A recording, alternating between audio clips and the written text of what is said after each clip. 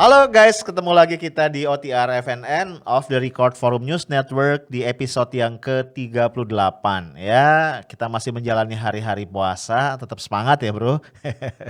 Ini udah akhir bulan ya.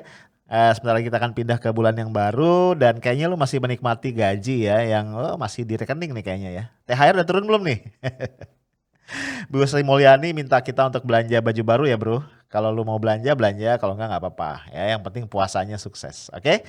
Baik, seperti biasa gue ditemani oleh partner gue, jurnalis senior FNN adalah Mas Hersu Banu Arif. Gue sapa dulu ya, Mas Hersu. Assalamualaikum. Waalaikumsalam warahmatullahi wabarakatuh. Bang Arif, saya jadi ngerasa salah kostum nih hari ini. Kenapa? Saya belum beli baju baru, ini masih baju yang lama yang saya pakai gitu. Karena dengan situasi pandemi seperti ini, saya coba ganti-ganti aja supaya kelihatan ganti gitu. Hari ini pakai baju apa, besok taping dengan Anda pakai baju apa, dengan Rocky baju apa, tapi bajunya yang itu-itu aja gitu loh. Jadi ketika Anda ingatkan soal statement dari atau himbauan dari Bu Sri Mulyani, saya jadi merasa salah kostum gitu. Tapi bersamaan dengan itu saya jadi berpikir, sebenarnya apa Bu Sri Mulyani sudah ganti profesi gitu ya? Jadi Yes, yes. kalau selama ini kan keren julukannya Bu Sri Mulyani disebut sebagai SPG Bank Dunia. Itu siapa yang nyebutnya Iya. ya Bang? Reza Dokter Ramli kayaknya.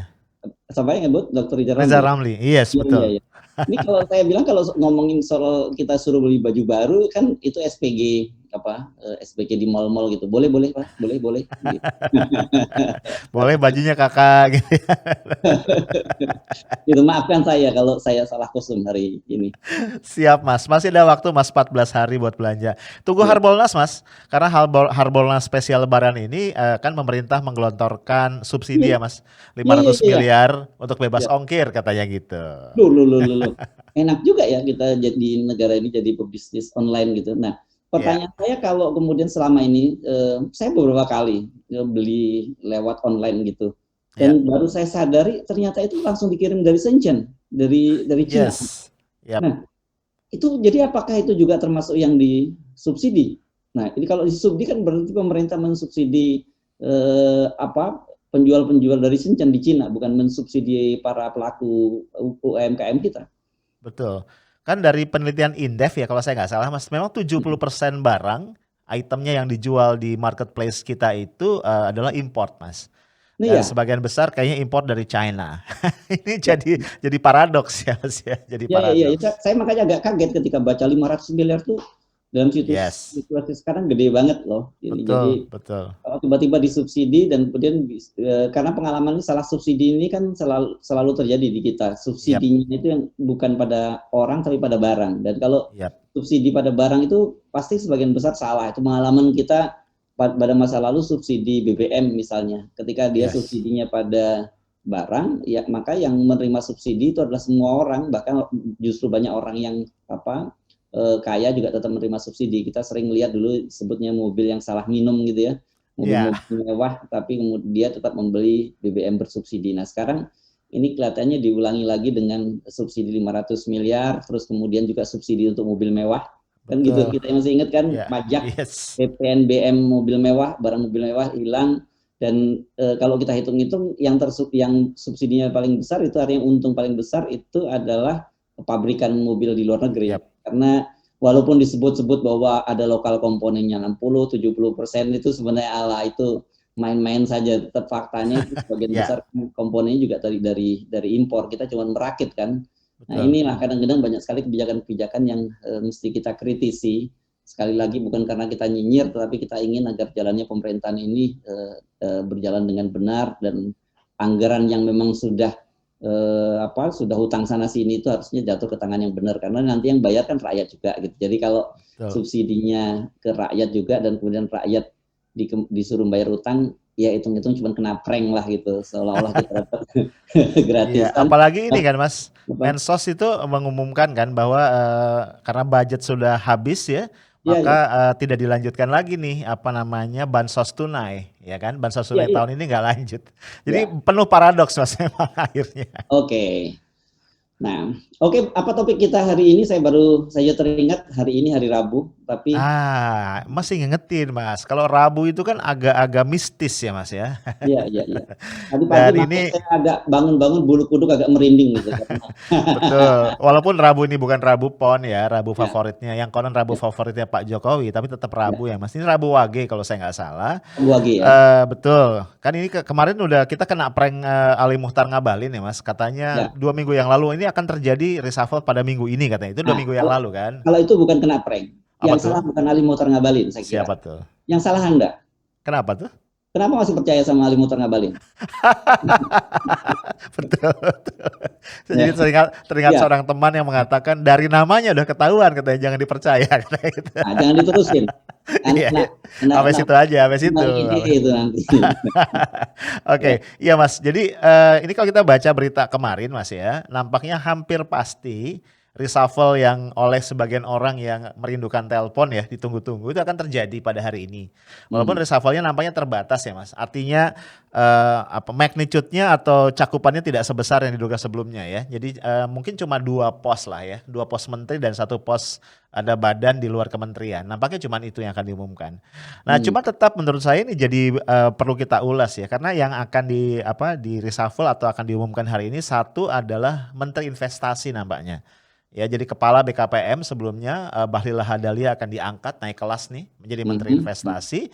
Dan satu lagi seperti dugaan kita juga yang pernah kita diskusikan beberapa kali, Nadiem Makarim ini akan ditambah portofolionya dari Menteri Ya, Pendidikan dan Kebudayaan menjadi Menteri Pendidikan, Kebudayaan, Riset dan Teknologi. Itu Mas kabar hmm. yang mungkin ini Iya, menarik iya. juga nih untuk kita angkat. Oke, meskipun kita sejak awal ngomong ini nggak reshuffle yang penting nggak penting gitu, banyak yang orang anggap Ya. juga tidak penting. Dan kalau sekali lagi saya ingatkan bagi Anda yang menganggap reshuffle tidak penting, itu Anda masuk dalam aliran mazhab Ar-Roqiyah, karena Rocky Gerung ini mazhabnya dia nganggap bukan reshuffle kabinet yang penting gitu.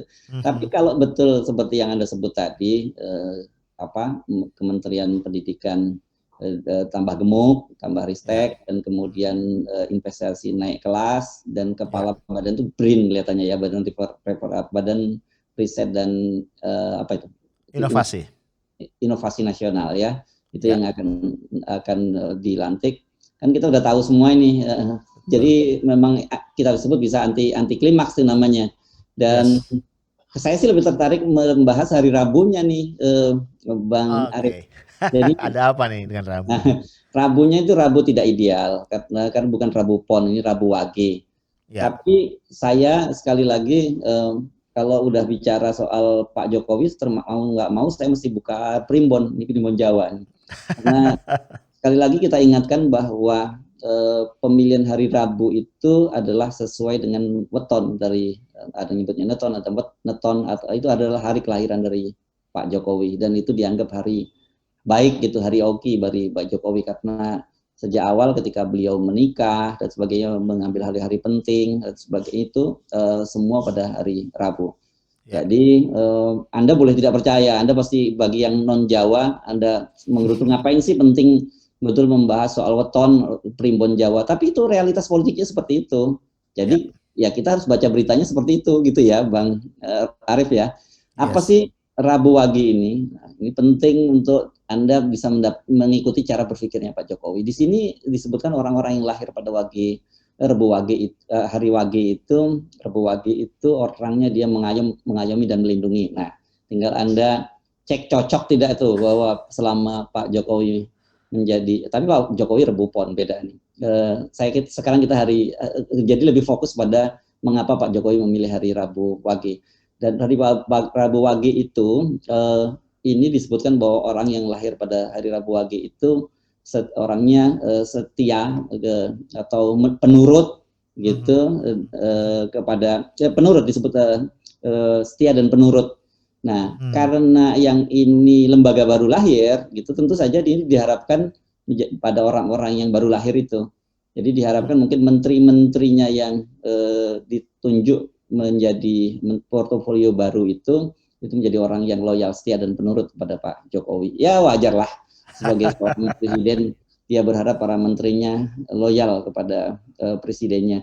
Tetapi ini sebenarnya kalau betul seperti yang Anda sampaikan tadi, ini bukan reshuffle kabinet dong. Ini namanya Ya, reshuffle lembaga atau perubahan nomenklatur saja. Jadi nggak ya, terlalu mengejutkan. Nah, hanya saja yang menarik mengapa Pak Jokowi kemudian memilih menteri-menteri yang junior untuk betul. mendapati posisi-posisi yang sangat berat tuh. Pendidikan, kebudayaan ditambah riset itu gile banget itu. Ya, Biasanya kalau kita tahu kan pos pendidikan itu ditempati oleh para tokoh Muhammadiyah. Itu kan udah secara tradisional ada semacam anggapan semacam itu. Walaupun pernah di yes. masa Pak SBY pernah diisi menteri dari Nahdlatul Ulama, Pak Nuh gitu ya, pernah diisi Ya, waktu itu. Dan Menteri Agama itu udah kembali ke habitat lamanya ditempati oleh tokoh NU. Sekarang tokoh NU-nya Yakul Khalil Qomas. Nah, sekarang ditempati oleh Nadiem, anak yang tidak tahu sejarah tetapi dia tahunya masa depan. Dan kemudian ini Bahlil juga junior banget ya. Nanti ada punya betul. catatan ya. Ini seingat dia ini mantan ketua HIPMI ini. Jadi Ya, ini himpunan pengusaha muda. Jadi belum di Kadin pun dia belum pernah jadi ketua betul. Kadin. Kalau biasanya yang cukup senior kan pos menteri itu diisi oleh ketua Kadin. Nah, ketua Kadin yang lama malahan jadikan duta besar di Amerika. Mhm. Ya, tiba-tiba saya mau nyebut namanya Roslani ya. Roslani itu kan Ya, ditempatkan jadi duta besar di Amerika, tapi belum resmi ya karena sampai sekarang belum fit and proper tuh di DPR. Nah, yes. jadi agak kebalik. Nah, padahal menurut saya ini tapi Anda mungkin sebelum saya membahas soal investasi, Anda bisa membahas soal kinerja dari Bahlil. Kalau soal Nadiem kan udah bolak-balik dibahas tuh Betul. blunder-blundernya itu kan, itu udah Yes. banyak kali dibahas. Saya agak bosen deh bahas apa soal Nadiem dan kita udah tahu kenapa kemudian Nadiem ditempatkan di situ juga kita sudah tahu. Mungkin Bahlil bisa Anda ulas. Iya. Bahlil ini memang figur sosok yang menurut saya sebelumnya bisa dikatakan tidak terlalu terkenal Mas ya.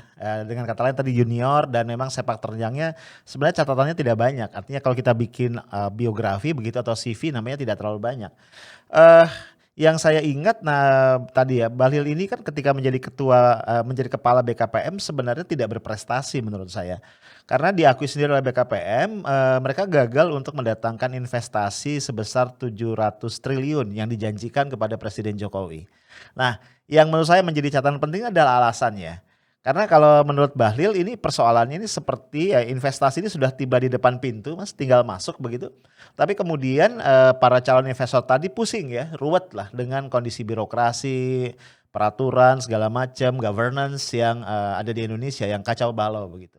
Nah, poin saya kenapa saya katakan ini menjadi aneh karena justru bayangan saya seorang kepala BKPM diletakkan di posisinya untuk mengatasi persoalan-persoalan seperti ini ya. Jadi bukan kembali menyalahkan, kita tahu lah memang itu penyakit Indonesia dari dulu. Bahkan kalau kita lihat siapa Ibu Sri Mulyani pun sebagai Menteri Keuangan mengatakan bahwa investor itu kalau sudah datang ke Indonesia katanya mumet gitu kan.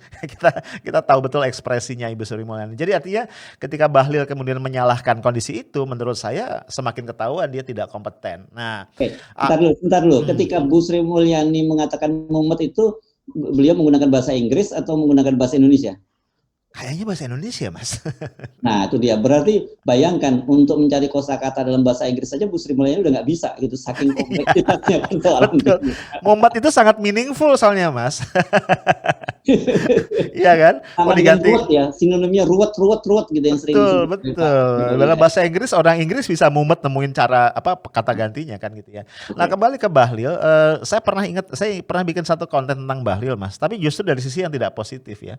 Kali kalau nggak salah dalam acara kongres atau apa ya, pemilihan ketuanya Kadin kalau saya nggak salah, dia hadir Mas sebagai dalam kapasitas sebagai kepala BKPM. Dan kemudian beliau menyampaikan dukungan atas salah satu calon lah, salah satu kandidat ya. Nah, dalam speech-nya itu mungkin nadanya bercanda ya, tapi intinya dia mengatakan begini, ini adalah eventnya orang daerah nih. Nah, terus dia bilang, nah ini kepada orang daerah, ya ayo kita mainkan dulu nih barang, jangan dikasih gampang gitu ya. Kocok dulu sampai sampai sampai sakit perut lah istilah gitu. Ya, dia cerita intinya adalah mesti orang daerah ini nodong dulu yang banyak nih sama para kandidat karena mereka nih para konglomerat, nanti habis itu baru dipilih. Dan dia mengatakan udah ngasih duit pun belum tentu dipilih, apalagi nggak ngasih duit katanya gitu.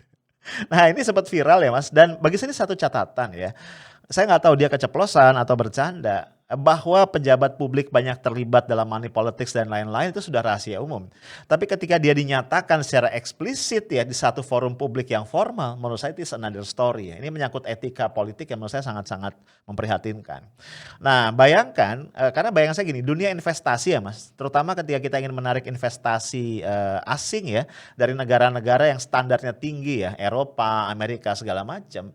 Persoalan-persoalan governance, persoalan-persoalan etika bisnis itu adalah hal yang sangat penting gitu. Jadi bayangan saya bagaimana ceritanya investasi kita yang saat ini sedang carut marut, yang shortfall, yang susah gitu ya, kita mendatangkan investor, kemudian dikomandani oleh seorang menteri, ya nanti kalau jadi dilantik kan menjadi menteri, yang ya tadi itu ya kita meragukan etikanya dalam mengelola bisnis, dalam mengelola investasi. Nah ini jadi catatan saya Mas. Gitu Mas Hersu. Ya, oke. Jadi sebenarnya kalau kita bicara soal investasi itu ada beberapa syarat sih saya kira. Satu syarat pertama tadi tentang iklim investasi di Indonesia. Itu Ya. sendiri tadi kan sudah diakui oleh Bu Sri Mulyani yang secara tepat menggunakan kata mumet itu dan itu tidak ada padanannya di dalam bahasa Inggris. Jadi ini memang khas Indonesia dan itu saya kira itu syarat utama yang harus diperbaiki. Nah, kalau itu saja belum bisa dibenahi, mau seperti apapun kerja keras kita meyakinkan orang, kemudian ketika orang datang seperti disampaikan oleh oleh Bu Sri Mulyani, dia balik badan gitu kan. Pak Jokowi juga berkali-kali di berbagai ketika sempat berkunjung ke luar negeri beliau please investasi to my country misalnya gitu kan. I'm very happy. I'm so happy. Ya, please invest to my country. Jadi walaupun kemudian kan yang mengundang presiden, orang pasti tertarik dong pengusaha-pengusaha. Tapi ketika datang justru kata Bu Sri Mulyani balik badan karena kepalanya mumet gitu. Tapi setahu saya mereka nggak minum bodrek kalau ini. Mohon maaf nih nyebut nama merek ini mudah-mudahan di endorse juga kalau ada bodrek. Biasanya kalau mereka menyebutnya sebagai aspirin gitu ya. Aspirin itu udah jadi nama generik kan kalau di sana mereka pusing kepalanya terus minum aspirin. Ini kan berbahaya. Kedua, saya kira kalau Anda mau bicara soal investasi ini kan jaringan dunia internasional. Ya, ini sangat penting punya networking yang sangat luas di dunia internasional. Tahu saya Bahlil ini memang seperti kita sebut tadi dia junior dan dia tidak punya pengalaman di dunia internasional. Dia justru orang pengusaha lokal nih. Saya kenalnya dia dari Papua dulu nih, anak muda dari Papua, pengusaha lokal di Papua, tapi kemudian karirnya cepat naik ke pusat dan terpilih menjadi ketua KAHMI. Ini termasuk bahkan dia kan seperti dia mengakui didukung oleh senior-seniornya seperti Sandiaga Uno, Lutfi dan sebagainya. Tapi dia dibandingkan Sandiaga Uno, meskipun Sandiaga Uno alasannya berbeda, dia jauh lebih cepat masuk ke kabinet dibandingkan para seniornya. Anda bayangkan dulu ada orang ketua umum Kadin seperti Rosan Roslani, terus ada seperti seniornya jauh di HIPMI, bukan KAHMI ya, HIPMI ya. Sorry kalau saya sering-sering nyebut salah antara KAHMI dan HIPMI, salah karena dia Bahlil ini juga KAHMI, Kor Alumni HMI dan juga sekaligus ketua HIPMI. Jadi sering-sering kadang-kadang saya salah. Itu tidak masuk ke kabinet justru Bahlil yang masuk dulu ke kabinetnya. Apakah berkaitan dengan weton tadi, dengan hari lahir ini karena hari Rabu Wage dia lebih bisa menurut gitu kepada presiden atau apa kita tidak tahu. Tapi yang jelas reputasi dia di dunia internasional masih terbatas. Nah itu syarat yang kedua. Dan kemudian yang kembali lagi yang ketiga adalah sekarang ini bagaimanapun juga iklim investasi dunia ini kan sedang buruk, bukan hanya di Indonesia. Ini sama-sama kita ketahui saat ini tengah pandemi dan dunia sekarang juga sedang penuh ketegangan karena tiba-tiba terjadi lonjakan yang luar biasa terjadi COVID di India. Anda bayangkan India ini kan salah satu penduduknya terbesar di dunia. Kemudian dia diasporanya juga menyebar di mana-mana. Mereka ini kan sama seperti etnis Cina, mereka ini adalah kosmopolit ya, warga yang sangat kosmopolit. Karena sama dengan Cina di mana-mana kita sering ada, kalau Cina ada namanya Chinatown, tapi kalau India ini sering sebut Little India gitu ya. Kalau kita pergi ke luar negeri itu ada komunitas-komunitas India itu. Di Afrika banyak sekali, bahkan banyak negara-negara yang penduduknya adalah India. Di Amerika sekarang para diasporanya ini jadi terutama di dunia IT dan investasi dan keuangan itu mereka juga menguasai orang-orang India. Jadi situasi dunia saat ini sedang tidak kondusif. Jadi maupun diperes kayak apapun, dipaksa kayak apapun, situasinya sangat berat. Apalagi ditambah dengan faktor objektif di dalam negeri yang tidak Ya. kondusif, yang bikin mumet karena ruwet. Terus kemudian juga lobby dari Bahlil.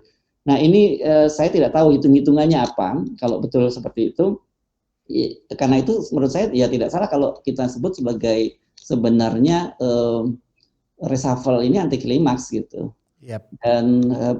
Dan kelihatannya tidak lagi reshuffle ini bisa jadi jurus ampuh untuk menyelesaikan persoalan, karena kita tahu bahwa sebenarnya salah satu bukan salah satu, kira-kira ada setidaknya ada dua tujuan reshuffle kan.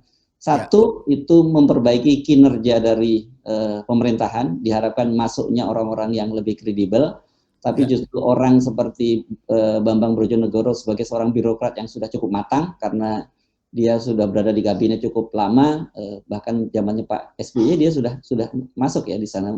Betul. Itu, kemudian dia ditendang dan yang masuk adalah orang-orang baru yang secara pengalaman di birokrasi juga sangat lemah, meskipun orang seperti Nadiem dianggap cemerlang, dia mampu membangun Gojek, tapi di birokrasi itu dua hal yang berbeda gitu. Dan akhirnya dampaknya seperti kita ketahui banyak sekali kan kekacauan di Depdikbud selama dipegang oleh Nadiem. Itu banyak hal-hal yang kadang-kadang tidak harusnya tidak perlu terjadi, bisa terjadi. Anda ingat beberapa waktu yang lalu ketika Nadiem juga terpaksa sowan ke NU dan Muhammadiyah berkaitan dengan apa waktu itu ya, POP kalau nggak salah, dalam yang berkaitan dengan dana CSR lah untuk pendidikan, yang dapat malah perusahaan-perusahaan gede seperti Sukanto Tanoto Foundation dan sebagainya dapat, padahal mereka ini harusnya perusahaan yang nyumbang ke ke pemerintah, tapi malah dapat CSR.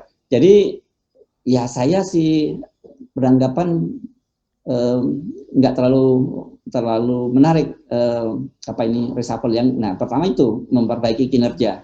Yang kedua, memulihkan kepercayaan publik terhadap pemerintah. Tujuan ini saya kira juga nggak terjadi. Berkali-kali sangat berat. Coba deh bayangkan pada waktu itu kurang apa yang dilakukan oleh Presiden Jokowi dengan mengakuisisi lawan politiknya Pak Prabowo masuk ke dalam kabinet. Kemudian ditambah lagi paket lengkap dengan masuknya Sandiaga Uno. Ini kan diharapkan katanya untuk mengakhiri keterbelahan publik, tapi ternyata tidak berhasil juga memperbaiki itu. Karena itu saya yakin banyak sekali orang kemudian yang masuk menjadi pengikut mazhab Ar-Roqiyah yang menganggap bahwa ya kabinet sebenarnya mau reshuffle mau nggak reshuffle nggak ada gunanya gitu. Ya, betul Mas. Yang kita dapat justru adalah semacam justifikasi Mas yang lebih kuat ya pada sejumlah dugaan atau evaluasi atau penilaian publik ya terhadap kondisi pengelolaan negara. Jadi reshuffle kali ini saya lihat justru menjadi pembenaran yang lebih kuat ya, bahwa misalnya satu, Pak Jokowi tidak sungguh-sungguh berkuasa. Ya kan? Seperti yang Anda pernah interview Pak Salim Said kan, Pak Salim Haji Said yang jelas mengatakan, kelihatan banget. Karena kalau kita presidensial murni, presiden memang pegang kekuasaan, reshuffle itu tidak akan jadi isu Mas. Jadi tidak akan ada orang seperti Ngabalin yang ngomong duluan ternyata nggak jadi misalnya. Kalau reshuffle ya detik itu mau reshuffle, presiden akan dengan firm mengatakan kabinet saya reshuffle si A saya ganti si B, kan gitu ya. Seklir itu sebenarnya kalau betul presidensial murni, itu pertama. Kemudian juga akhirnya ini juga mengkonfirmasi Mas, menurut saya punten banget dengan segala hormat pada Pak Jokowi, bahwa Pak Jokowi mungkin punya problem ya yang memang harus diakui di dalam kapasitas. Dan artinya begini, menurut saya contoh yang paling sederhana adalah pengelolaan pendidikan ya. Ini dalam 6 tahun Pak Jokowi memimpin, ini pendidikan kita ini sudah semakin nggak jelas nih. Karena sebelumnya kita ingat di periode pertama dipisahkan ya, ada Kementerian Pendidikan dan Kebudayaan menangani pendidikan dasar menengah plus kebudayaan. Awalnya kan Pak Anies Baswedan di situ digantikan Muhadjir Effendi, lalu ada Menteri Ristek dan Ristek Dikti. Jadi Dikti dicabut dari Kementerian Pendidikan digabung dengan Riset. Ya mungkin asumsinya supaya Dikti lebih nyambung lah, kira-kira begitu ya. Riset itu lebih nyambung dengan pendidikan tinggi, kira-kira begitu. Tapi kemudian ternyata sekarang dibalikin lagi kan ya, di periode sebelumnya ini di awal periode kedua Mendikbud itu menangani seluruh jenjang pendidikan, kemudian Riset Dikti menjadi riset saja. Sudah 2 kali perubahan.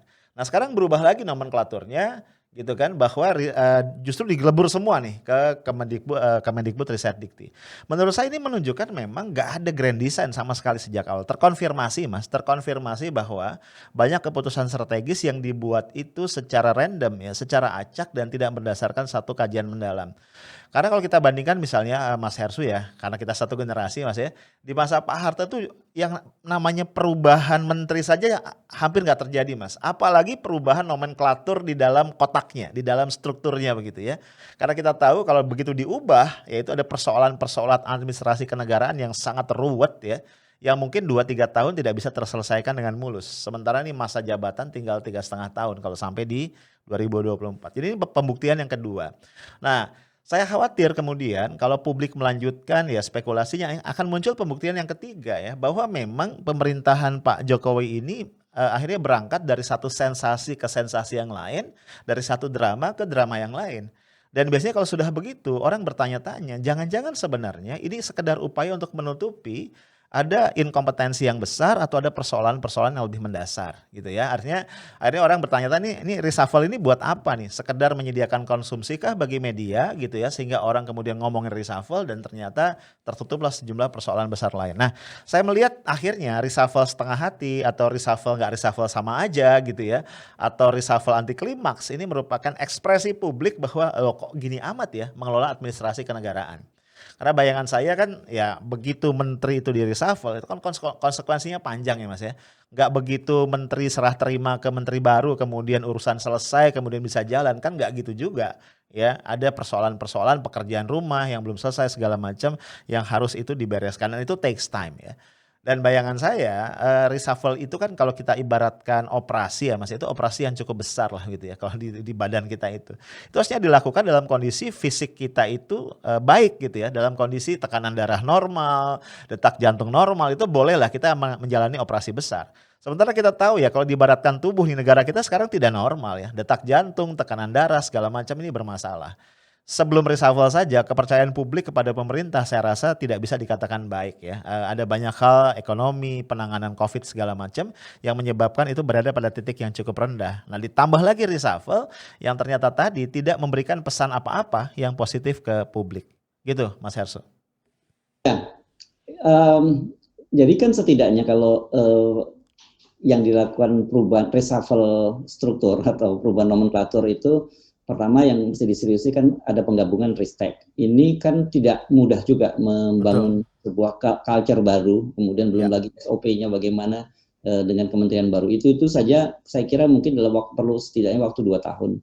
Padahal kan pemerintahan ini kalau cuma 2 periode, itu sekali lagi perlu kita garis bawahi.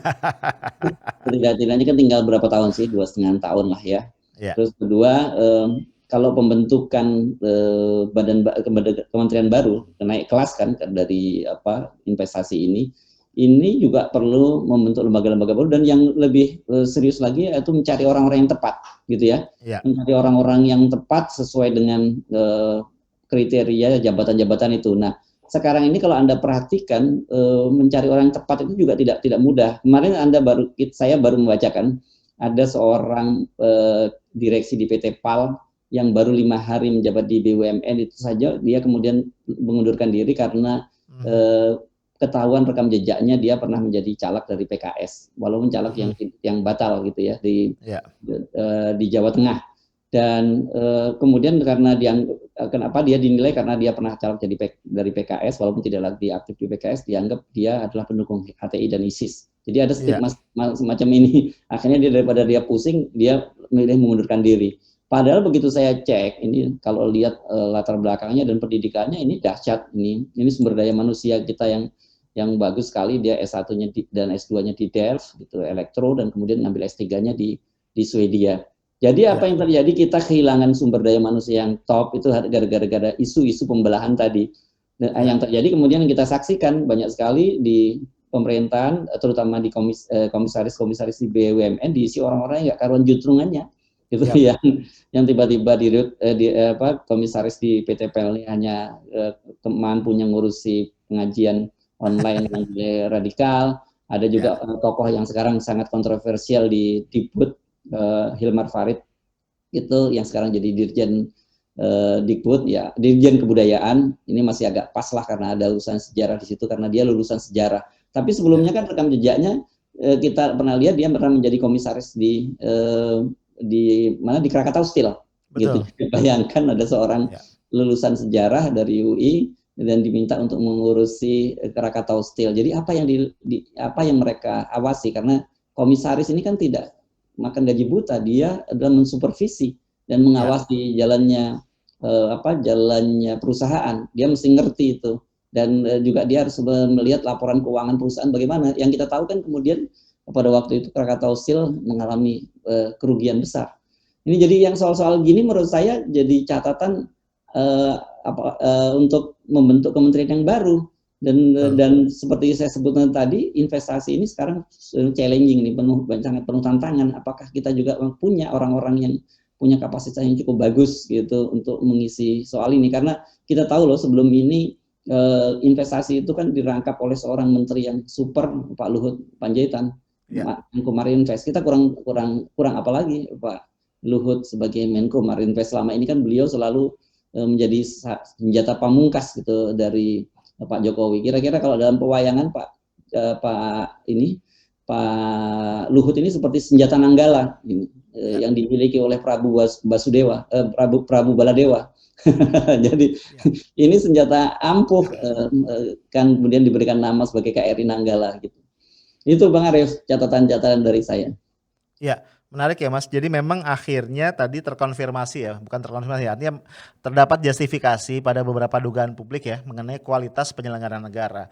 Tadi ada notes penting dari Mas Hersu, persoalan keterbelahan ya di publik itu ternyata bukan persoalan yang sederhana ya, punya implikasi tadi pada hilangnya kesempatan kita untuk mendapatkan sumber daya manusia yang hebat, yang unggul, hanya karena terlanjur diberikan stigma negatif yang sebenarnya sama sekali nggak bisa dipertanggungjawabkan informasi dan datanya. Kira-kira begitu ya Mas Hersu ya.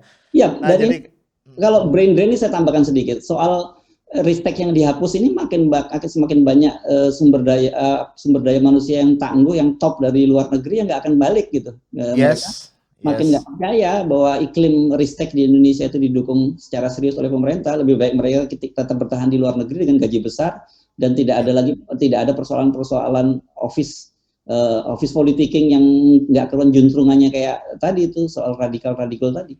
Betul. Ya, ini tentu sangat memprihatinkan Mas bagi kita ya, di saat kita harusnya berpikir besar ya, menaklukkan dunia dengan ilmu pengetahuan dan teknologi, malah kita terjebak di sini karena bahkan reshuffle kabinet pun ya, ini banyak sekali nampaknya variabel-variabel non teknis, variabel-variabel non kompetensi yang dimasukkan di situ. Oke, Mas Hersu, kita tiba di penghujung dari diskusi kita. Guys, itu tadi obrolan santai gua dengan Mas Hersu ya. Karena kita terus terang agak kalau nggak tahu ya, kalau Mas Hersu, kalau gue agak frustrasi ya ngelihat ini kenapa sampai reshuffle pun ya menjadi sesuatu yang begini amat gitu ya. Tapi gue senantiasa mengingatkan lu semua, jangan pernah berhenti mencintai Indonesia bro. Ya, selalu ada titik terang, selalu ada harapan di ujung lorong, ada cahaya terang yang akan kita kejar. Itu aja dari gue, kita ketemu lagi di kesempatan yang berikutnya. Assalamualaikum warahmatullahi wabarakatuh. Waalaikumsalam warahmatullahi wabarakatuh. Selamat berpuasa.